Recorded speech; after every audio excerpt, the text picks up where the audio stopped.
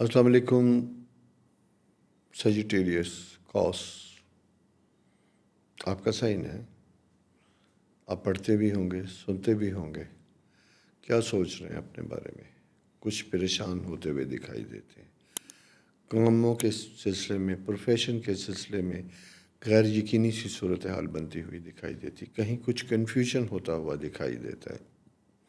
آپ کی طرف سے نہیں ہو سکتا، ادارے کی طرف سے ہو سکتا ہے، کو ورکر کی طرف سے ہو سکتا ہے، جس کے اثرات آپ کے اوپر بھی آ سکتے ہیں، مرتب ہو سکتے ہیں. کچھ اس طرح کی صورتحال بنتی ہوئی دکھائی دیتی ہے کیونکہ آپ کا اپنا رولنگ پلینٹ جوپیٹر وہ اچھی پوزیشن میں نہیں ہے، تھوڑا سا ڈسٹرب ہے. اور 6th ہاؤس میں کریئر کا ہاؤس ہوتا ہے، جہاں آپ کو اپنے کریئر میں اتنی فیوچر سے ریلیٹڈ اسٹرینتھ نہیں دکھائی دیتی، کمزور دکھائی دیتے ہیں. آپ کے جذبوں میں تو بہت شدت ہے، آپ کے کاموں میں بہت شدت ہے، لیکن آپ کی کنٹینیوٹی میں آپ کو تفکرات کا سامنا کرنا پڑ سکتا ہے. اور ساتھ ساتھ یہ بھی میں دیکھ رہا ہوں، چونکہ آپ کا جو 10th ہاؤس ہے، ورگو ہاؤس ہے، اس میں جو سورج کی موجودگی ہے ایک بہت خوبصورت اینگل بناتی ہوئی دکھائی دیتی ہے. تو لہٰذا میں یہ کہوں گا کہ یہ غلط فہمیاں ہو سکتی ہیں. کوئی ایسی چیز جو آپ کے ایمان کو، آپ کے جذبے کو غیر متزلزل کر رہی ہے، کمزور کر رہی ہے، جس کی وجہ سے آپ شک میں مبتلا ہیں. شک نہ کیجیے گا. اور یہ بھی نہیں میں کہنا چاہتا کہ یقین کیجیے گا، بلکہ دعا کیجیے گا. کیونکہ دعا ہی ایک بہت اثر ہے جس کی وجہ سے کوششوں کے بعد، عمل کے بعد جو چیز رہ جاتی ہے، جس کی کمی، وہ دعا ہی ہوتی ہے. کسی نے حضرت علی سے سوال کیا کہ اگر ایک چیز مقدر میں لکھ دی گئی ہے تو پھر دعا کرنے کی کیا ضرورت ہے، ہمیں وہ مل جانی چاہیے.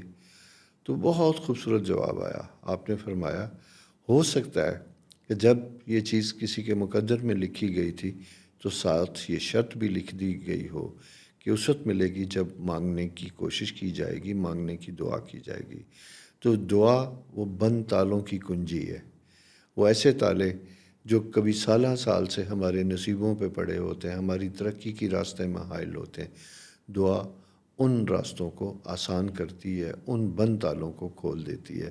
لہٰذا ان بند تالوں کو کھولیے گا، اور اسی کے ساتھ ساتھ اپنی آنکھ بھی تھوڑی سی کھول لیجیے گا.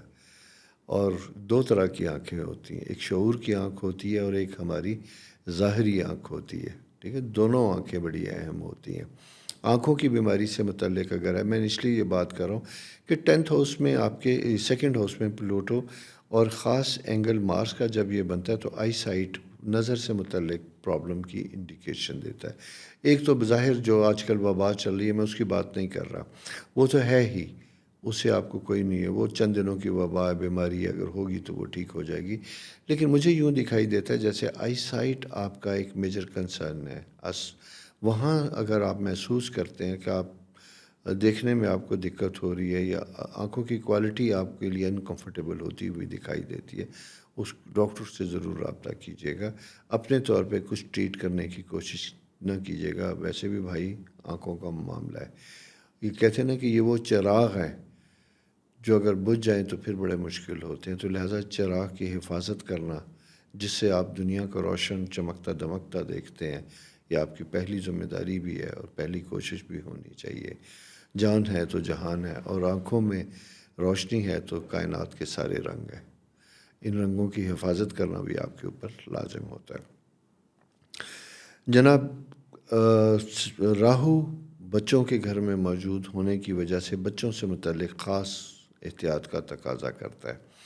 آپ کو ان کے نتائج اور رزلٹ سے متعلق کچھ فکر بنتی ہوئی دکھائی دیتی ہے، جہاں آپ اوور ایمبیشیس ہوئے ہوئے ہیں، اوور کانشیس ہوئے ہوئے ہیں، ضرورت سے زیادہ متفکر ہیں، جس کی وجہ سے بچوں کو زیر عتاب کیا ہوا ہے. جناب تھوڑا سا ریلیکس کیجیے گا، نتائج اچھے آئیں گے. ہو سکتا ہے کہ اچھے بھلے لائق بچے، یہ بلکہ میں بات بتاتا چلوں، ماں باپ کی شدت یا ان کی کرٹیسزم کی وجہ سے اپنی توجہ تعلیم پہ نہیں دے پاتے، توجہ اپنی کھو دیتے ہیں، جس کا نتیجہ اس کے اوپر ہوتا ہے. اس میں بچوں کا قصور نہیں ہوتا ہے، بلکہ کبھی کبھی ماں باپ کی توقعات اور رویہ اتنا سخت اور شدید ہوتا ہے جہاں بچے بیچارے چاہتے ہوئے بھی کنسنٹریٹ نہیں کر پاتے. تو لہٰذا تھوڑا سا خیال کرنے کی کوشش کیجیے گا.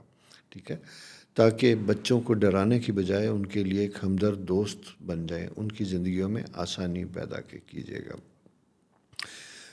ففتھ ہاؤس میں فائنل نائنتھ ہاؤس میں بڑے خوبصورت اینگل بنتے ہوئے دکھائی دیتے ہیں، جہاں ویزنس کی پریزنس لیو ہاؤس میں موجود ہے، اور یہ جو ہاؤس ہوتا ہے یہ آپ کے لیے آسانیاں لے کے آتا ہے، سفر کی آسانیاں لے کے آتا ہے، ٹریول ہمیشہ فائدہ مند ہوتا ہے، ہجرت ہمیشہ فائدہ مند ہوتی ہے۔